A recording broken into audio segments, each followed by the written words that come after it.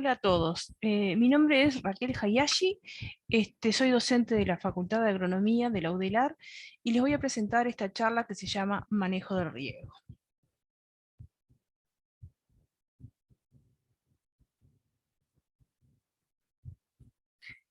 En el marco del proyecto Más Agua para la Producción de la Asociación Fomento de Pequeños y Medianos Productores de Villanueva, se realiza la siguiente presentación en la que se desarrolla el tema vinculado al manejo del riego.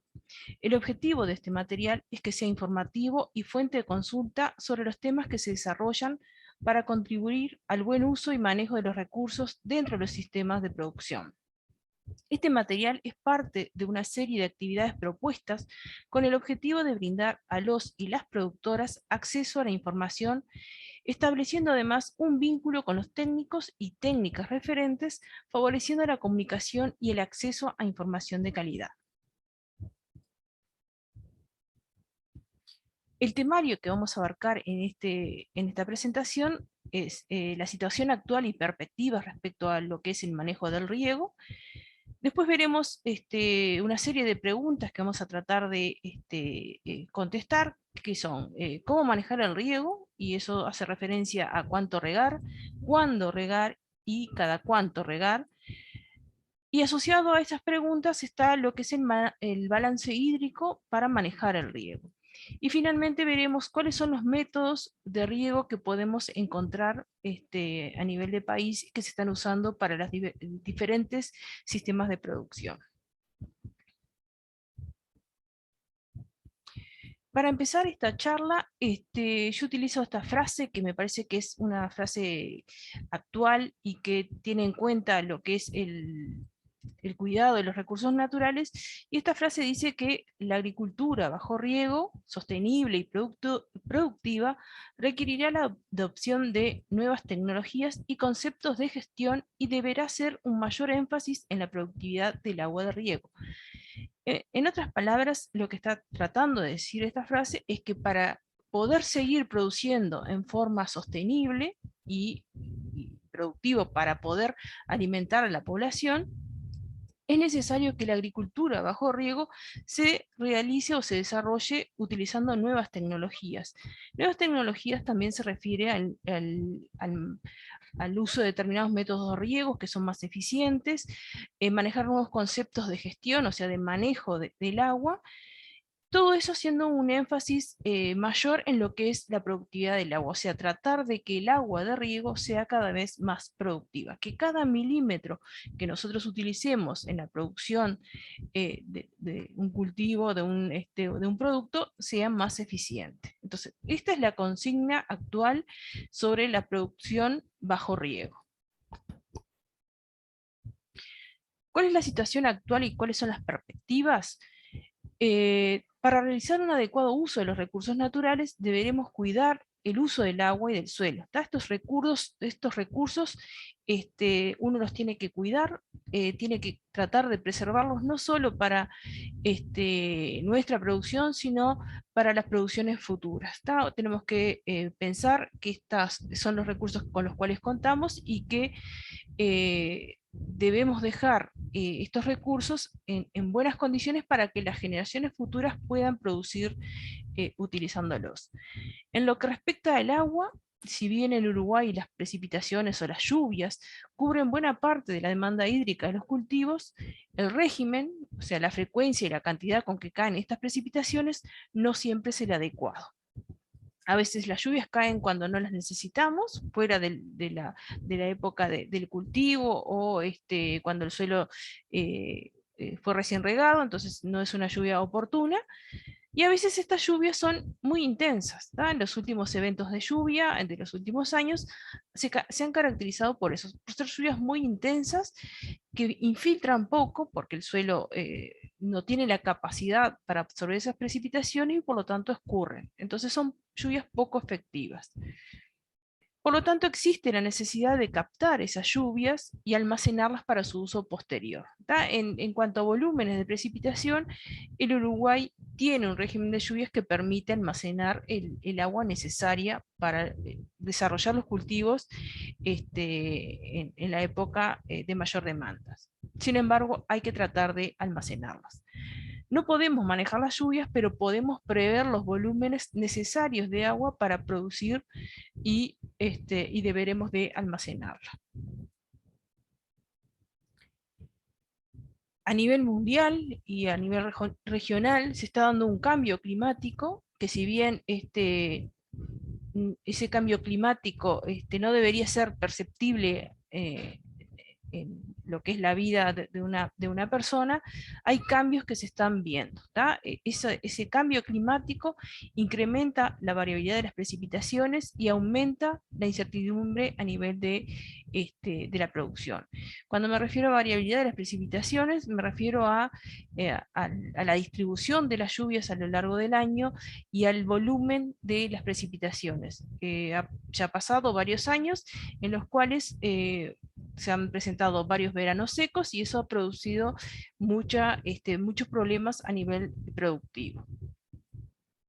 El riego, como herramienta para mitigar los efectos del cambio climático, debería dejar de ser una opción y ser parte del paquete productivo. O sea, tenemos que ver al riego como la herramienta que necesitamos para poder enfrentar ese cambio climático.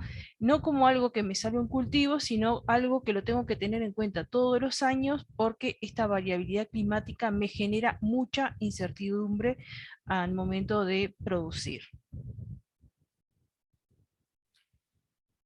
Una vez resuelta la fuente de agua, ya sea de un pozo o un tanque excavado o un tajamar, una toma directa desde una cañada, un río o algo que tengan próximo, el siguiente paso que tenemos que tomar es ver cómo manejamos el río. O sea, la fuente de agua es un tema muy importante y aparte que no vamos a tratar en esta charla, pero es algo que se tiene que resolver, lo primero que deben de resolver cuando deciden utilizar riego. Sin una fuente de agua es imposible hacer riego. Lo primero que tienen que resolver es ese tema de la fuente de agua. Una vez que cuento con esa fuente de agua, con un determinado volumen, determinado caudal, tengo que ver cómo voy a manejar el riego. Y cuando hablo de manejar el riego, tengo que responder estas preguntas. ¿Cuánto regar? ¿Cuánto es lo que necesita el cultivo? ¿Cuánto es lo que tengo que darle al cultivo? ¿En qué momento, o sea, cuándo debo regar? Es el momento en que tengo que aplicar el riego y cómo voy a hacer ese riego. Entonces, en el correo de esta charla, la idea es poder ir contestando estas preguntas que luego darán el lugar a otras preguntas. Entonces empezamos con el cuánto regar. Y el cuánto regar hace referencia a lo que es el consumo de agua de los cultivos. Es equivalente a lo que se llama evapotranspiración del cultivo. Es un consumo de agua que depende del clima, que el clima es el que me indica la demanda de consumo de agua, depende también de la etapa de desarrollo del cultivo y del estado del cultivo.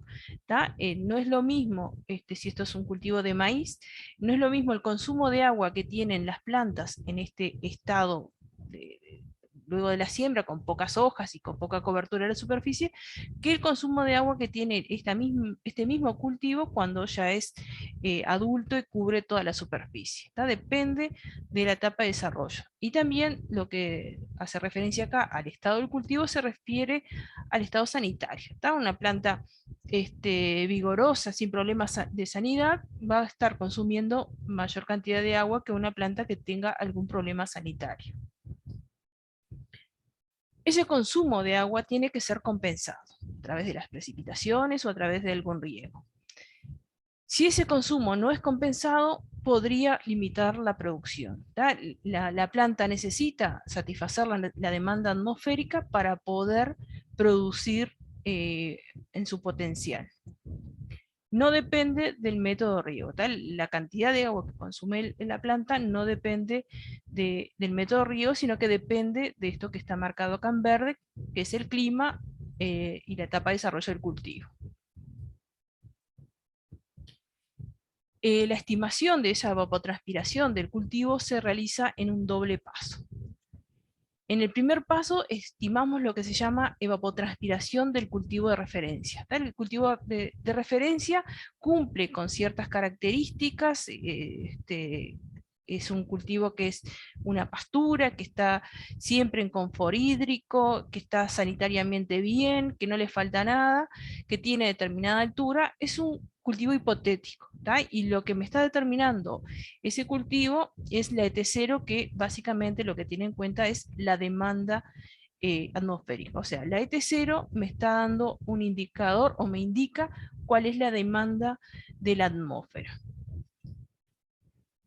Y el segundo paso es corregir esa evapotranspiración del cultivo de referencia por el coeficiente de cultivo, ¿tá? Entonces, ese coeficiente de cultivo que se llama Kc es característico de cada cultivo, ¿tá? Lo que me hace es corregirlo por la resistencia que tiene cada cultivo a la pérdida de agua, ¿tá? Entonces, estos son los dos pasos necesarios para poder cumplir, estimar la TC del cultivo.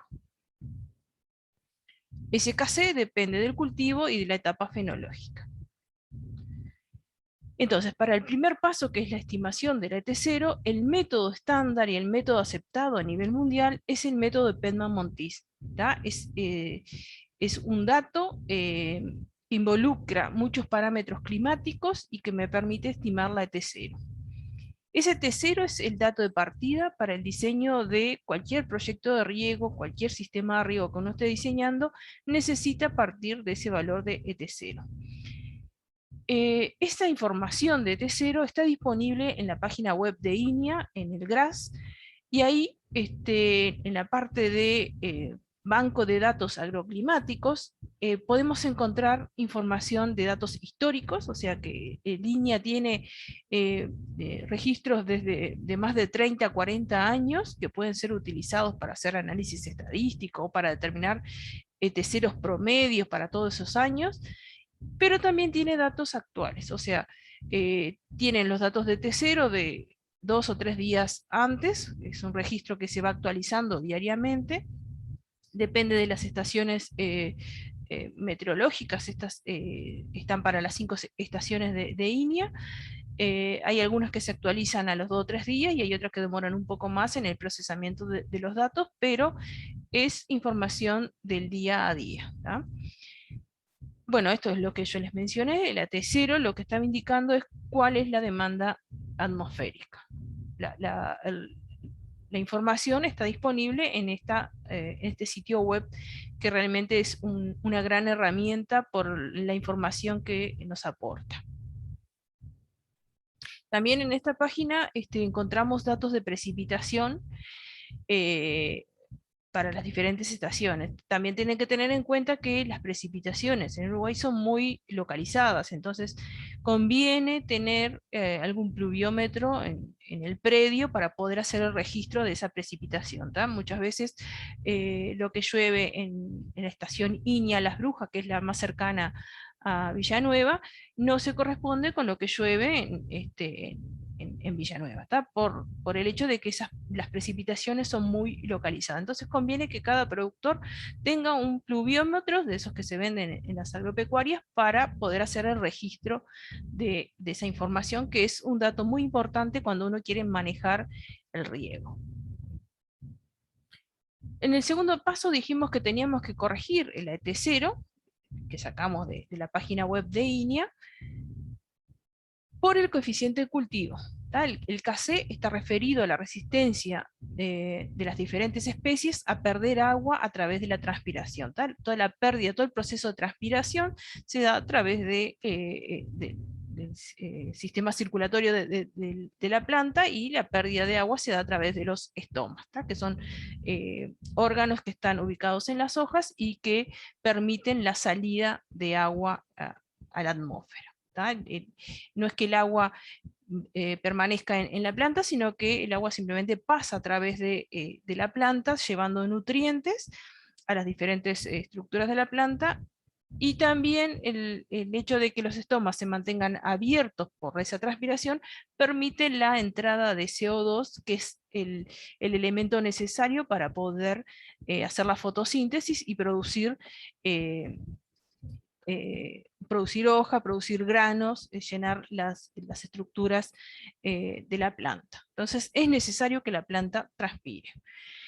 En esta tabla hay datos de casé inicial, casé medio y casé final de estos cultivos que tenemos acá: maíz, sorgo, alfalfa. Estos son cultivos más bien forrajeros, excepto el maíz y el sorgo. Y el casé depende de la etapa de los cultivos. El casé inicial es el casé que se da en las primeras etapas de desarrollo del cultivo. El casé medio es cuando el cultivo ya cubrió la mayor parte de la superficie y está en el máximo desarrollo, y se da todo lo que es la formación de la floración y de cuajado de fruto y formación del rendimiento. Y después el casé final es cuando la planta ya ha culminado su ciclo. El que nos interesa a nosotros es el casé medio, porque es el que nos determina cuál es el máximo consumo que puede tener esta planta.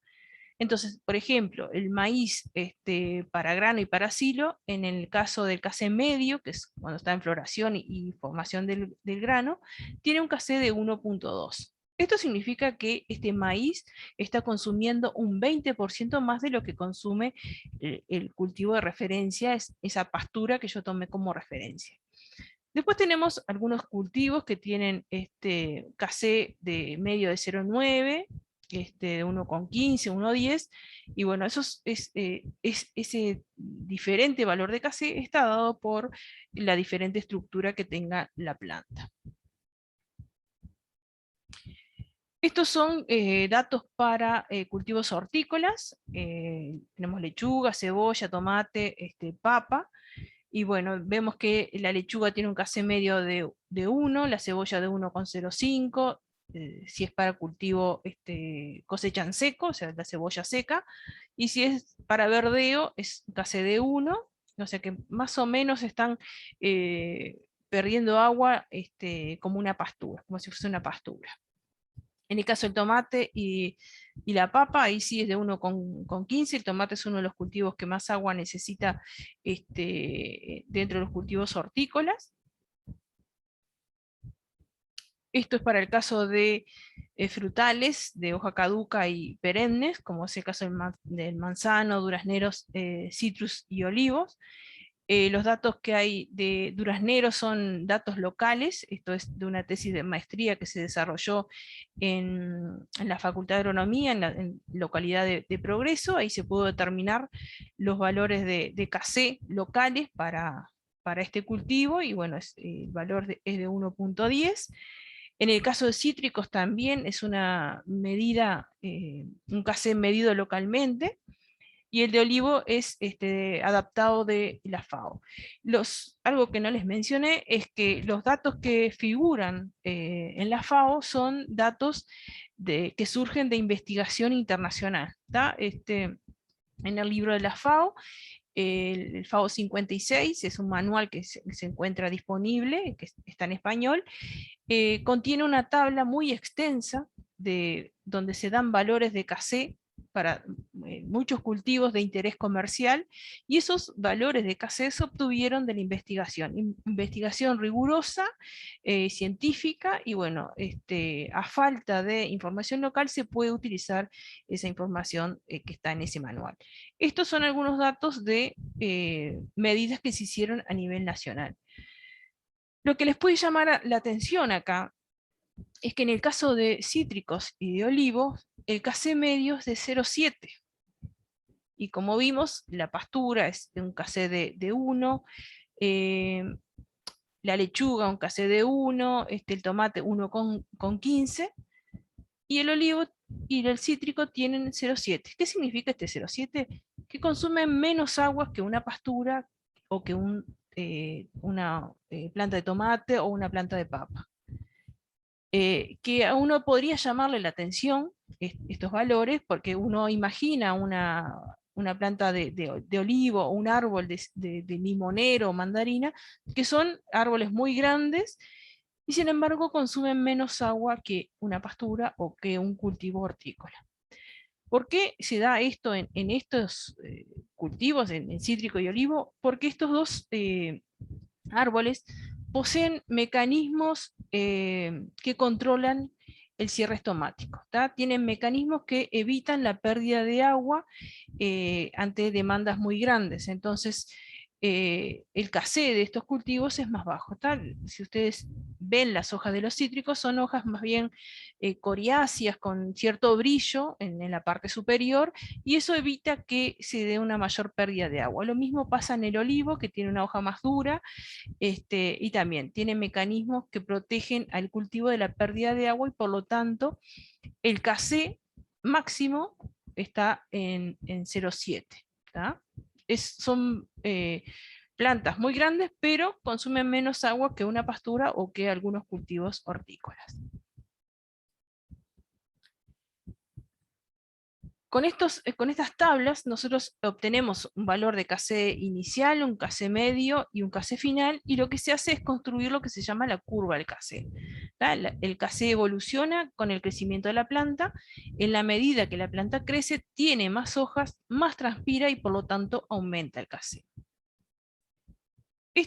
Lo que está en línea verde sería la evolución que tendría ese casé para un cultivo anual.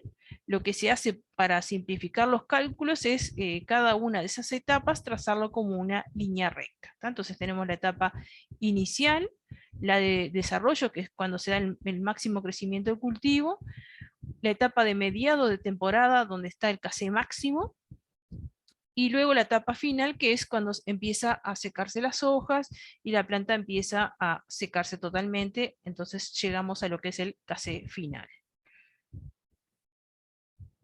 Algo similar pasa en los cultivos forrajeros. Tenemos vamos a ampliarlo. En los cultivos forrajeros, por ejemplo, una pastura, un alfalfa que pasa por diversos cortes, tiene un primer ciclo que es un poco más largo porque se da desde la siembra hasta su implantación total. Luego tiene la etapa de máximo desarrollo, y antes de la floración se hace el corte. Entonces ahí, cuando se hace el corte, baja el área foliar y baja el casé. El casé está asociado al tamaño de planta, a la cantidad de hoja. Entonces, si yo le hago un corte, el casé va a bajar hasta el valor inicial. Luego, esa planta empieza de vuelta a crecer, pero ya no parte de cero y no parte de semilla. Ya tiene un sistema radicular que está formado, entonces esa siguiente etapa después del corte se da más rápido. Por eso es que los ciclos son más cortos, porque ya tiene un sistema radicular que está desarrollado, entonces lo único que hace es producir hojas. Luego se hace el siguiente corte y bueno, eso se repite en la medida que vayamos haciendo cortes en este cultivo.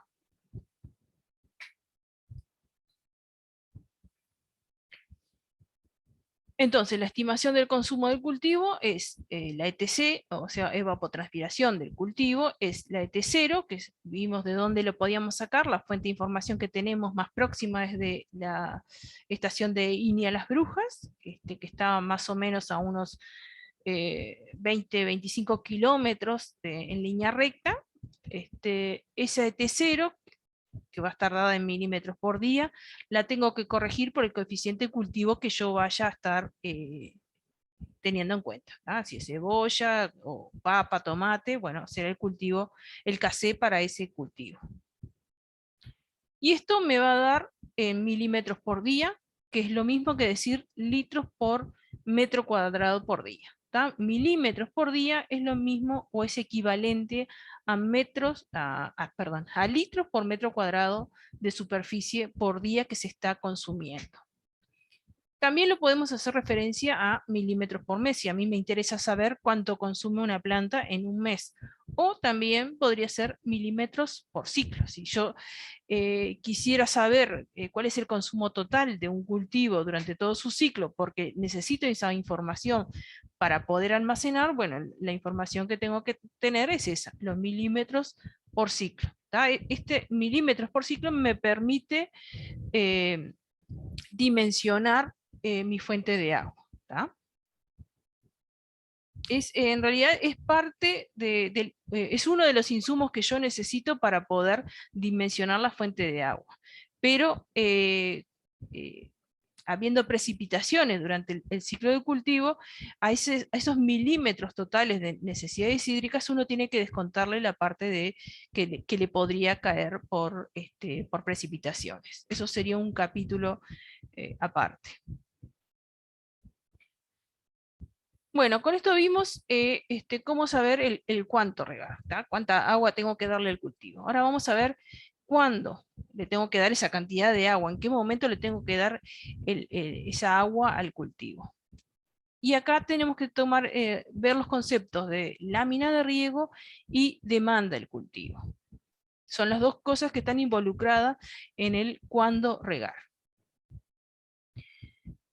Entonces, tenemos que calcular lo que se llama lámina de riego, lámina neta de riego, que es lo que me indica es una altura de agua que yo tengo que aplicarle. Y esa lámina de agua depende del suelo, ¿tá? Entonces necesito conocer el perfil del suelo y el agua disponible que tengo en cada horizonte. Ustedes pueden tener un suelo de este tipo, donde a los 40, 50 centímetros se acaba el suelo, porque por debajo de este suelo, como pueden ver, lo que tenemos es un horizonte improductivo. ¿Tal? El color de este suelo me está indicando que es un suelo, es un horizonte pobre, que no le va a aportar nutrientes al cultivo, entonces no me interesaría llegar con el cultivo a este horizonte. Entonces, en este caso, el suelo está limitado o me limita la exploración radicular del cultivo. O pueden tener un suelo de este otro tipo, si tienen la suerte de tener este tipo de suelos en donde tienen hasta unos 40, incluso más, 50, 60 centímetros de suelo que, que puede aportarle nutriente a la planta o que es explorable por las raíces. En un suelo como este que está acá, a los 60 centímetros las raíces ya no crecen, ¿tá? Porque no se desarrollan por debajo de estos 60 centímetros porque el horizonte no se los permite. En cambio, en un suelo como este que está acá, perfectamente el cultivo, si lo necesita, puede llegar a estar explorando hasta 60 centímetros o más, depende del cultivo. Entonces, lo primero que tengo que saber es conocer el perfil del suelo, cuál de estas dos situaciones u otras que se le pueden presentar tenemos en nuestro predio. Entonces, necesito caracterizar ese perfil y determinar el agua disponible por horizonte. También tengo que tener en cuenta el crecimiento radical o radicular del cultivo. ¿Tá? Ahí depende mucho de las especies, cómo es ese crecimiento de las raíces. Después, una vez que yo tenga calculado o estimado el agua disponible, que vamos a ver de qué se trata, se fija un umbral de riego, dependiendo del cultivo y del suelo, para poder determinar la lámina de riego.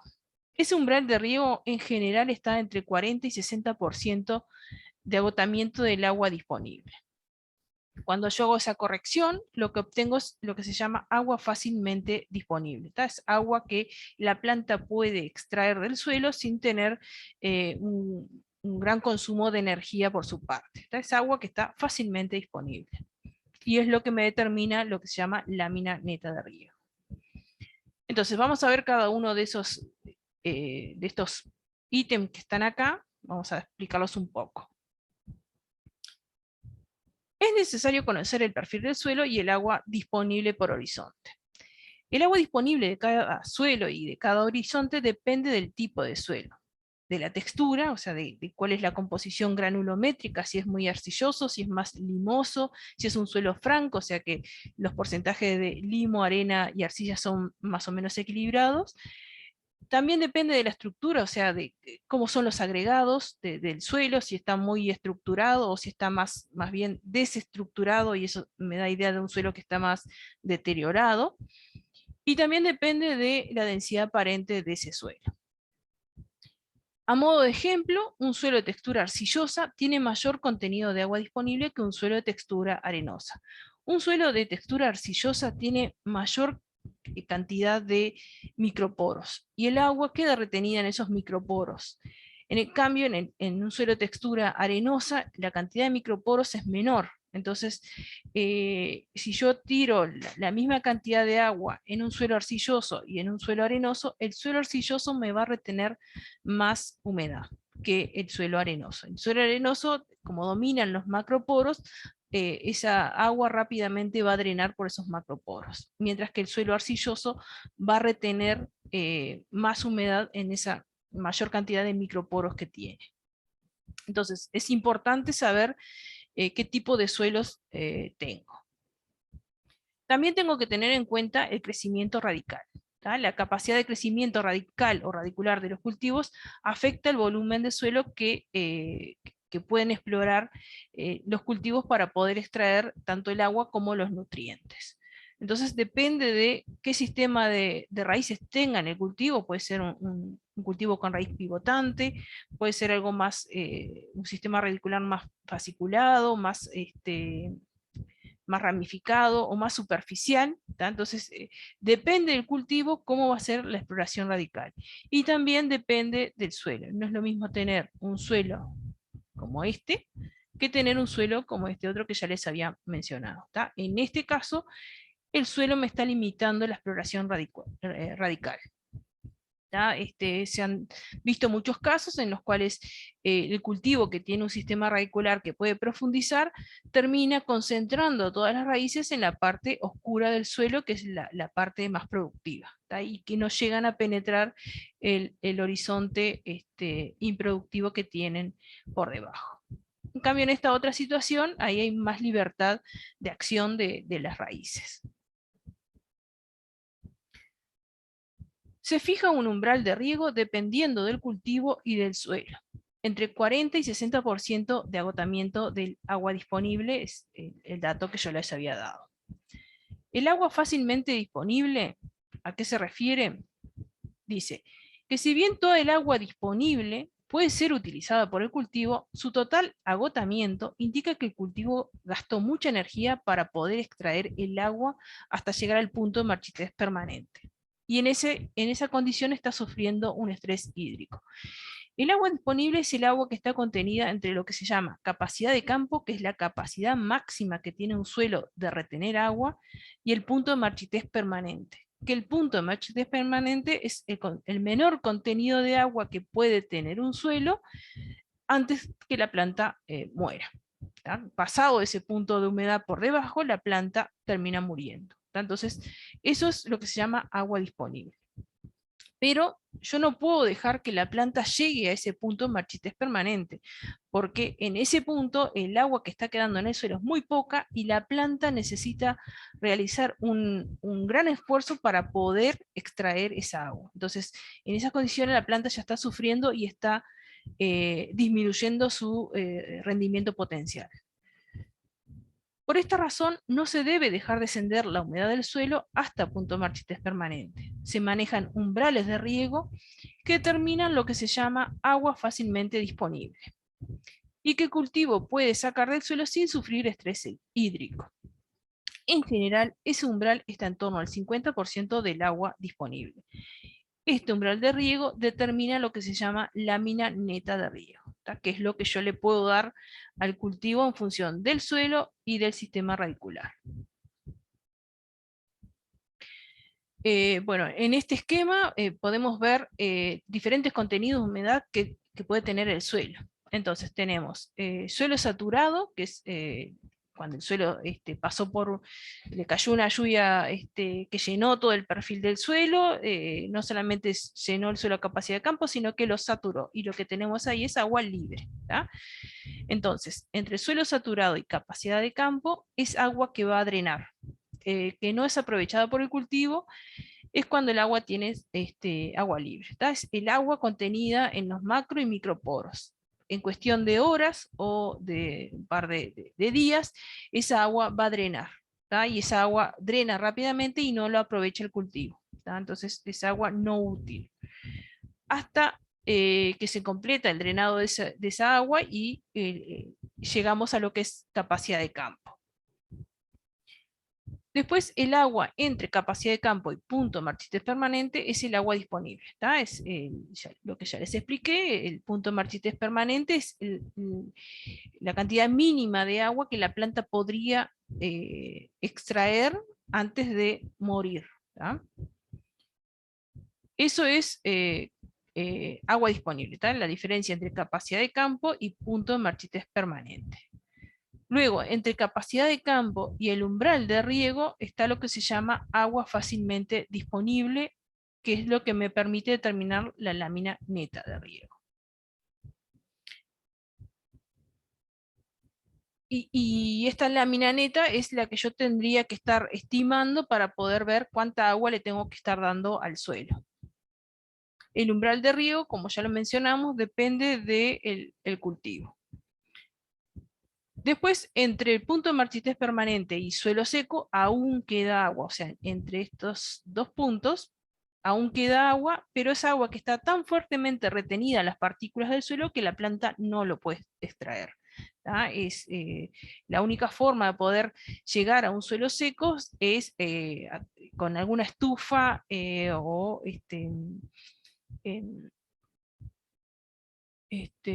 sí, tendría que ser a nivel de laboratorio para poder tratar de sacar esa agua, o podría ser expuesto al sol, ¿tá? La demanda atmosférica es que sea muy alta, un cultivo no lo podría secar, pero sí la evaporación directa,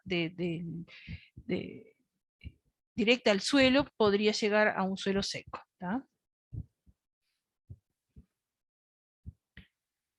Bueno, en este esquema lo que les quiero mostrar es cómo sería un manejo adecuado del riego. ¿Tá? La idea de un manejo de riego es tratar de mantener la humedad. Si esto que está en rojo es la evolución de la humedad del suelo, tratar de que el suelo, perdón, que la humedad del suelo esté entre capacidad de campo y el umbral de riego. Cuando llego al umbral de riego, tengo que hacer un riego. Y con el riego lo que trato de hacer es llevar el suelo a capacidad de campo o próximo a capacidad de campo. El correcto manejo del riego trata de mantener el contenido de agua del suelo entre el umbral de riego y la capacidad de campo.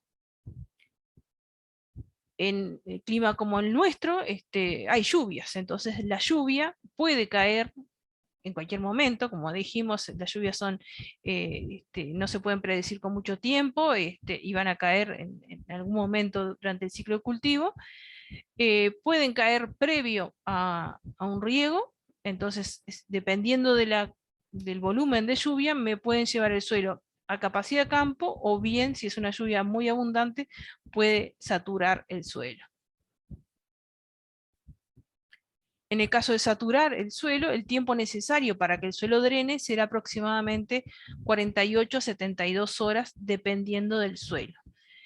Este periodo que va desde que el suelo está saturado hasta que vuelve a capacidad de campo, depende también mucho de la textura. Si es un suelo arenoso o más bien franco limoso, puede ser que en 48 horas llegue a capacidad de campo. Ahora, si es un suelo más pesado, con una textura más arcillosa, puede ser que este drenaje sea más lento y me lleve más de 48, puede llegar a 72 horas. ¿Qué es lo correcto? Hacer un chequeo con un taladro, con una pala, ver cómo es la condición de humedad en este punto. La lámina de riego, que ya hemos mencionado, es la cantidad de agua necesaria para llevar el contenido de agua del suelo desde el umbral de riego hasta capacidad de campo. Se expresa como una altura de agua en milímetros. Siempre hablamos de lámina de riego de 20 milímetros, 30 milímetros. Se expresa como una altura necesaria para poder llevar el suelo desde el umbral hasta la capacidad de campo. Algunas equivalencias que ya habíamos mencionado: 1 milímetro de agua o de riego es lo mismo que 1 litro por metro cuadrado. La misma expresión se aplica a las precipitaciones. Cuando nos dicen hoy cayeron 10 milímetros, significa que cayeron 10 litros de agua de precipitación en 1 metro cuadrado. Llevado a una superficie más grande, 1 milímetro equivale a 10 metros cúbicos por hectárea. Para poder aplicar un riego de 1 milímetro en 1 hectárea, yo necesito 10 metros cúbicos de volumen, que en litros serían 10.000 litros. Esto para que tengan una idea de los volúmenes que se manejan cuando uno quiere aplicar 1 milímetro de riego.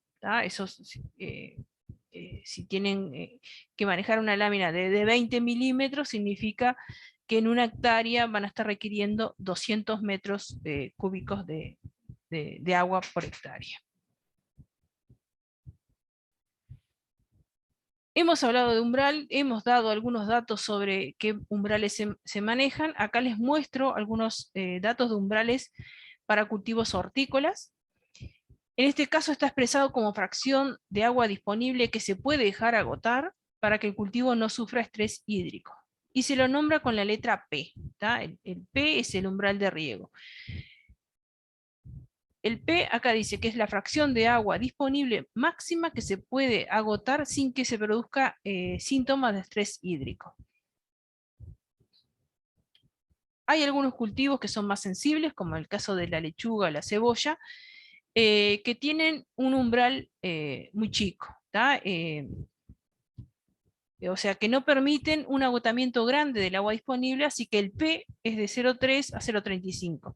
Otros cultivos, como puede ser el caso del boñato o del maíz, son más resistentes y toleran un mayor agotamiento de esa agua disponible.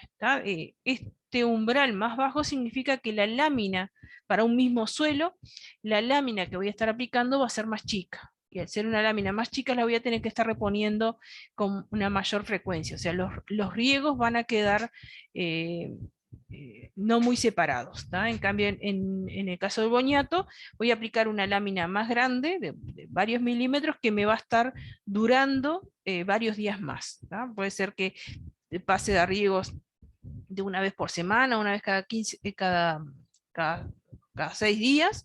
En el caso de la lechuga, puede ser que esto me determine que tenga que estar regando todos los días. Porque la lechuga y la cebolla son cultivos que toleran menos la pérdida de agua, son más sensibles.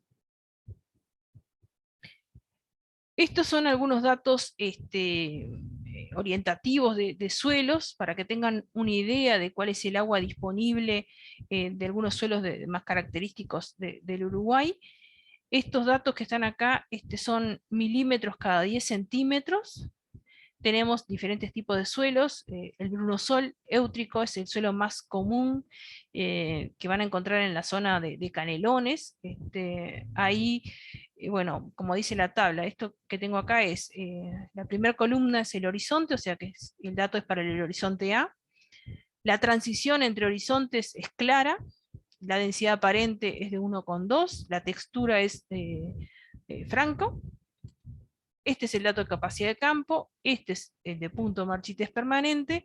La diferencia entre estos dos valores me da 17 y ese es el agua disponible que tiene este suelo en 10 centímetros.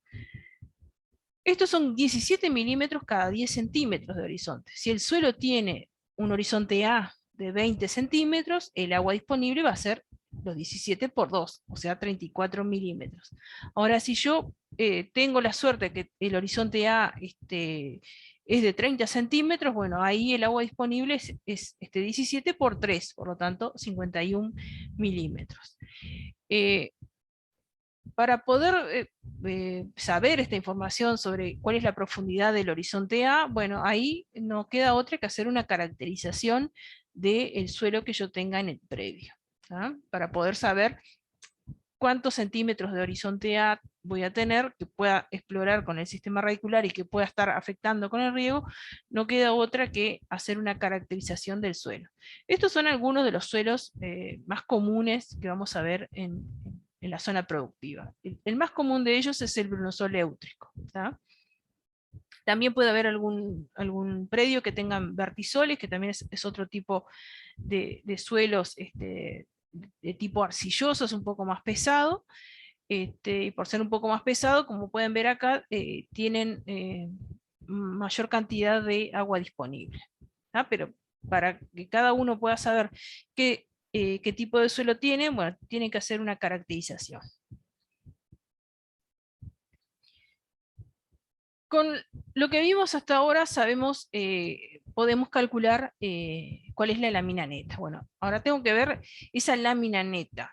Supónganse que estoy en la situación que tengo un horizonte de 20 centímetros de A y que en la lámina neta, perdón, el agua disponible es de 34, lo corrijo por el umbral, dependiendo del cultivo, supónganse que el umbral es un 50% y me quedo que mi lámina neta es un 17 milímetros. Bueno, esos 17 milímetros, ¿cada cuánto los tengo que aplicar? Ese es el siguiente, la siguiente pregunta que tenemos que hacernos. La lámina de riego que yo terminé calculando, ¿cada cuánto lo tengo que aplicar? ¿Cuál es la frecuencia de riego? ¿Lo aplico todos los días? ¿Lo aplico una vez por semana? ¿Lo aplico cada 3 días? Bueno, ¿cómo es que defino ese tiempo de riego? Y eso no hay otra que hacer un balance hídrico. ¿Tá? Para poder determinar cada cuánto se riega, no es un valor que sea fijo. ¿Tá? Si bien yo puedo sacar un promedio utilizando datos promedio, en el momento de la práctica del riego no es un valor que esté fijo. ¿Tá? Depende del cultivo, del momento o de la etapa del ciclo del cultivo, y depende de la demanda atmosférica. Entonces lo que se hace es un balance hídrico y un chequeo a campo. En ese balance hídrico, que como lo dice la palabra, el balance es una combinación de cosas que entran y cosas que salen.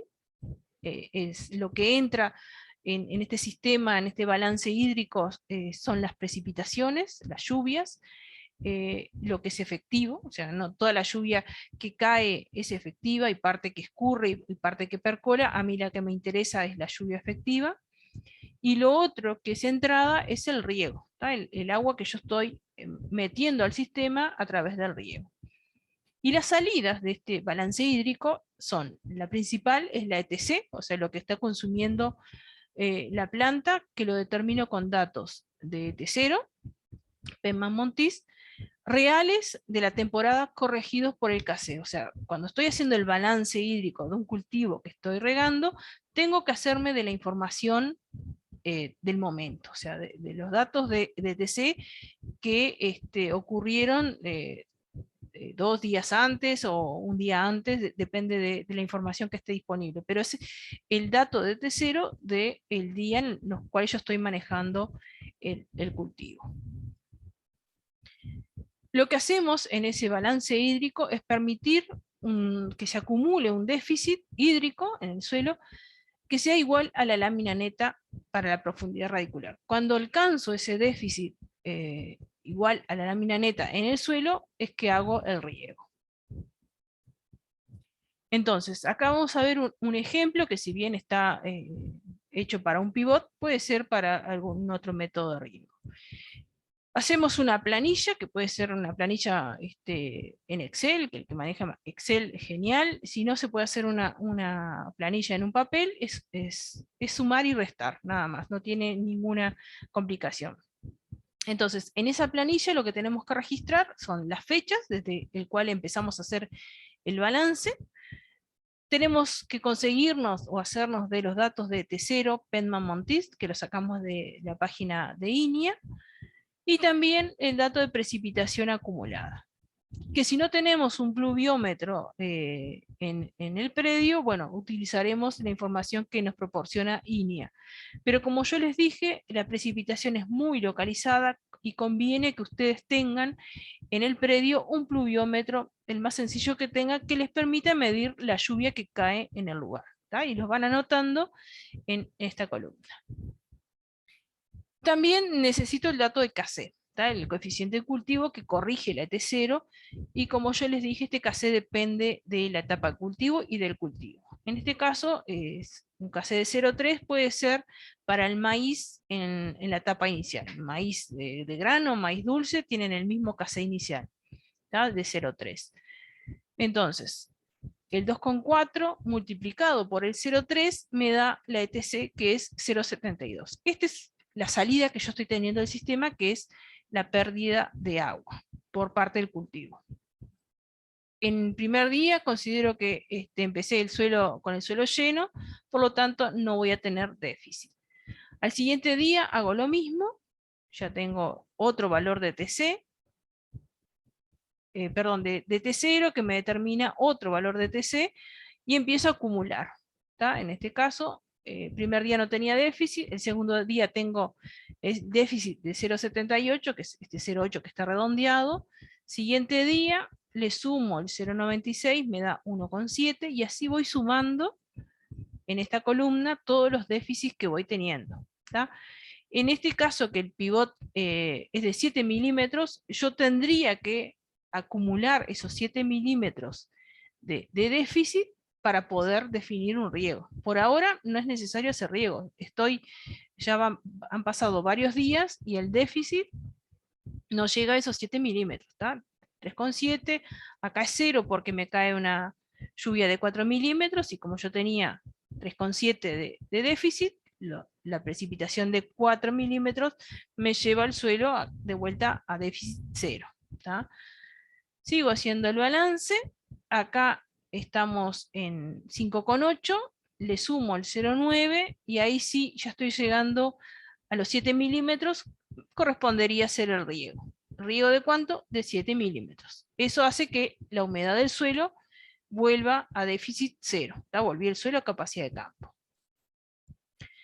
Sigo avanzando en la etapa de cultivo, ya estoy en otras fechas, otro tamaño de planta, ya ven que el casé empezó a aumentar. Eso hace que aumente la ETC. La ETC aumenta por dos motivos. Aumenta porque la planta es más grande y porque estamos en una época del año en el cual la demanda atmosférica es mayor. Entonces, en esta situación, cambia la lámina neta porque el sistema radicular empezó a profundizar un poco más, entonces puedo aplicar una lámina neta mayor, en este caso, en este ejemplo, de 14 milímetros. Entonces, ahora, en la columna de déficit, yo lo que tengo que dejar es acumular esos 14 milímetros. Por ejemplo, acá en el día 19 de noviembre, toca hacer un riego. ¿De dónde surge este 14? Yo tenía el día anterior un déficit de 13, este día tengo un déficit de 4,45, si yo sumo estos dos valores me da 17,45, aplico una lámina de 14, no llevo el suelo a capacidad de campo, me queda un déficit de 3,5. Y así sigo el balance. Al día siguiente este 3,5 se lo sumo al 7,43, me da 8,9, hasta que en el siguiente día me determina otro riego, porque el 8,9 más el 5,75 me da 14, entonces, o más de 14, y tengo que efectuar el riego. Y así van haciendo el balance, determinando en qué momento toca regar. ¿Tá? Cuando en la columna de déficit llego a la lámina neta que yo estimé para esta etapa del cultivo, ahí corresponde regar. Es un balance sencillo, como se los dije, lo pueden hacer en un cuaderno o en la computadora si tienen esa facilidad. Entonces, de esta forma, es una herramienta válida que les permite hacer un manejo más adecuado del riego. ¿Tá? Sin embargo, tienen que prestar atención a determinadas cosas. Por ejemplo, es el mismo ciclo, el mismo año del cultivo, pero vean esta situación. Acá, en la columna de precipitación acumulada, estos son datos de la estación de Iña Las Brujas, el 13 de diciembre caen 165 milímetros de lluvia. Fue una lluvia que ocurrió, ¿sí? Cayeron esos 165 milímetros durante el día. Fue una lluvia que saturó el suelo, no solamente saturó el suelo, sino que produjo mucho escurrimiento, pero en los hechos al suelo lo llevó al punto de saturación. Entonces, en esta situación, uno lo que tiene que hacer para poder seguir con el balance es decir, bueno, esto saturó el suelo. Al siguiente día tengo que tener saturado todavía el suelo, no ha drenado todo.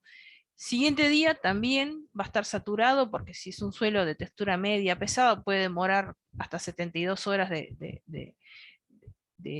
para que drene toda esa agua en exceso.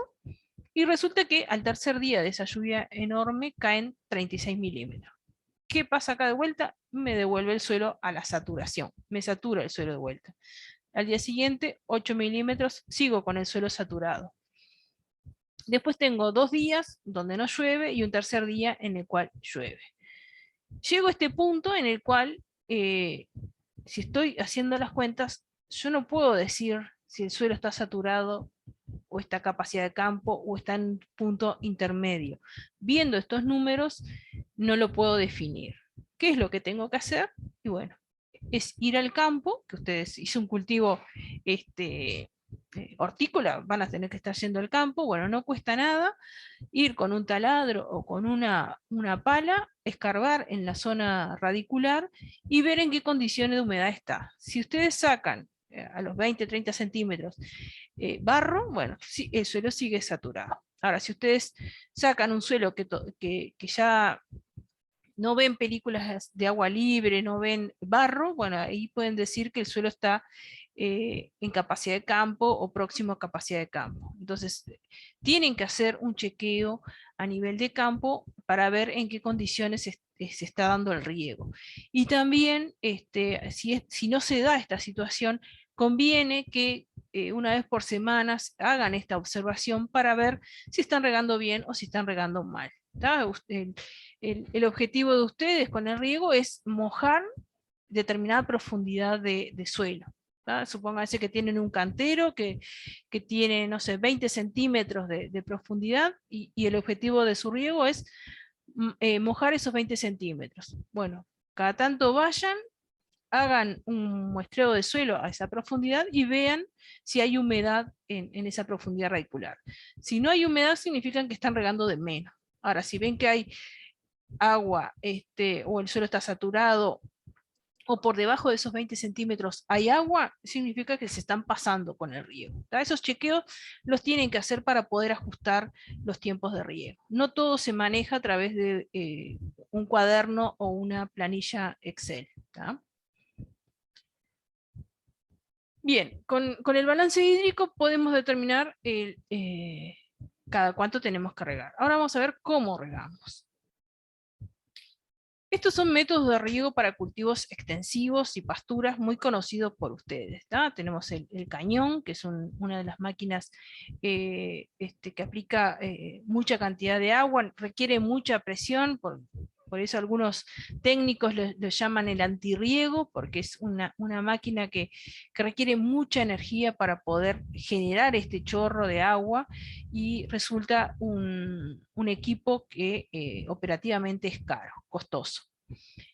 Podemos tener sistemas de aspersión fija con cañones fijos o aspersores de gran tamaño que puedan hacer riego en este caso, por ejemplo, de maíz. Y después está el más conocido por todos, que es el pivot. Estas grandes máquinas que generan un círculo mojado aplicando un riego de alta frecuencia. Es un método de riego de alta frecuencia en el cual diariamente se está aplicando el consumo de agua del cultivo.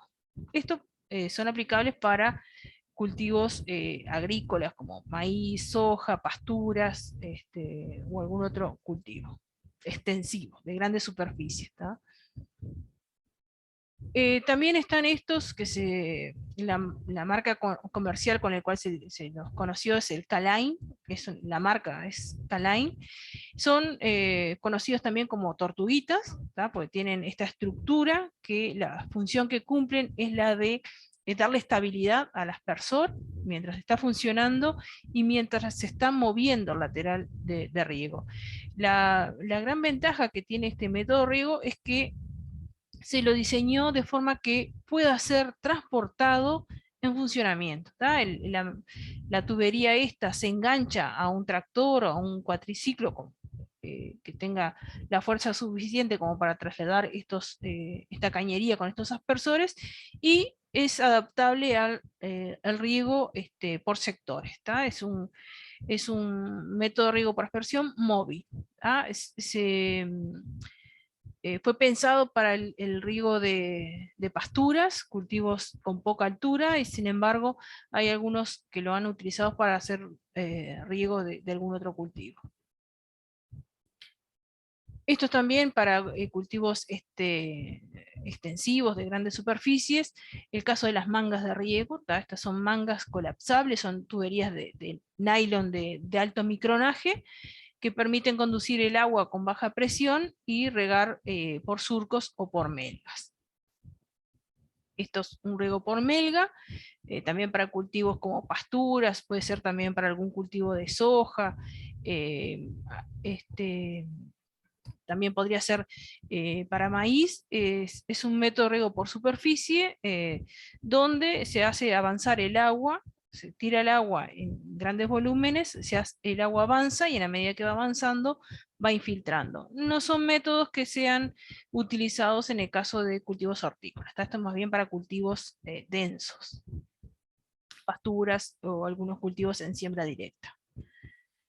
Para el caso de cultivos hortícolas, el método que más se utiliza, dadas sus grandes ventajas, es el riego por goteo, que se adapta muy bien a lo que son las condiciones de cultivos protegidos en invernaderos, como para situaciones a campo. Acá tenemos dos cultivos de lechuga y esto es zanahoria, todo regado por riego por goteo. Esto es un cultivo de papa, también el riego por goteo ha empezado a utilizarse en este sistema de cultivo que hace unos años atrás se regaba por cañones o directamente no se regaba. Bueno, ahora, dadas las ventajas que presenta el riego localizado, se empezó a regar papa con riego localizado. Este es un cultivo de tomate, y acá cebolla a campo también con riego localizado. Estos son algunos ejemplos de los cultivos que pueden ser regados con este método riego, pero hay cultivos de hoja, acelga, espinaca, que pueden ser regados. Tomate, morrón, berenjena, zapallito también se pueden regar con este método de riego. Se adapta a muchos cultivos y a muchas situaciones productivas. También en cultivos hortícolas pueden utilizarse riego por aspersión. Hay muchos cultivos que actualmente se siguen regando por aspersión, cultivos de hoja, esto es un caso de aspersión fija, y también hay otros cultivos que pueden ser regados utilizando el método de riego por superficie, en este caso riego por surco. Algunos cultivos que se hagan en hileras y con surcos, perfectamente pueden ser regados con este método de riego. La gran ventaja que presenta este método de riego por superficie es que operativamente tiene un muy bajo costo. Es tratar de llevar el agua a través de canales, aprovechando los desniveles que tengan en el terreno, y después la distribución del agua se hace por gravedad. La condición es que tiene que haber cierta pendiente en estos surcos para que el agua pueda ir avanzando. La gran contra que tiene este método de riego es que requiere grandes volúmenes de agua. Es el método de riego menos eficiente de todos. El riego localizado es el más eficiente, le sigue el de aspersión, y el de superficie es el menos eficiente. Se habla de un 50% de eficiencia de aplicación. ¿Qué significa eso? Que requiere el doble de agua para hacer un riego acorde a las necesidades hídricas del cultivo. Gasta el doble de volumen de agua. Pero es un método que pueden tener en cuenta si no cuentan con muchos recursos para hacer la instalación del riego. Pero sí necesitan de una buena fuente de agua. Entonces, finalizando ya esta charla, un resumen de lo que vimos y algunos consejos. Todos los métodos de riego son buenos, dependerá del objetivo del riego, del cultivo, pero todos los métodos bien aplicados son buenos. Los costos de inversión, mantenimiento y operativo dependen de cada sistema de riego. Ya les di un ejemplo de, por ejemplo, riego por surco con bajo costo operativo, y después tenemos los métodos a presión, que son los que tienen mayores costos de inversión. La opción del riego implicará realizar cultivos bajo riego, con esto quiero decir que cuando uno decide invertir en riego, tiene que también decidir en mejorar todo el paquete tecnológico. Manejar un cultivo con riego implica manejar de otra manera lo que es la sanidad, los materiales vegetales que se vayan a utilizar, que tienen que ser de buena genética para poder potenciar el uso del agua. ¿tá? No es el riego para levantar una limitante, sino que todo el paquete productivo debería de acompañar el uso del agua. El riego se adopta para aumentar y estabilizar un sistema de producción, aunque en muchos casos el riego es algo que salva el cultivo. ¿tá? Todavía no se lo ve con este objetivo, o sea, de aumentar y estabilizar, sino que muchas veces es como algo que salva la producción de un año. Entonces, cuando llega la época de máxima demanda y las lluvias no aparecen, ahí es que los productores salen desesperados a buscar cómo solucionar el tema del riego. La idea es que el riego esté ya desde el momento en que uno planifica la producción. No es posible permitirse el uso del riego a menos que sus ingresos netos sean incrementados. Si es lo mismo el ingreso que me da un cultivo sin riego al ingreso que me da ese mismo cultivo con el riego, ahí no convendría invertir en riego. La idea de invertir en riego es que los ingresos netos se vean incrementados.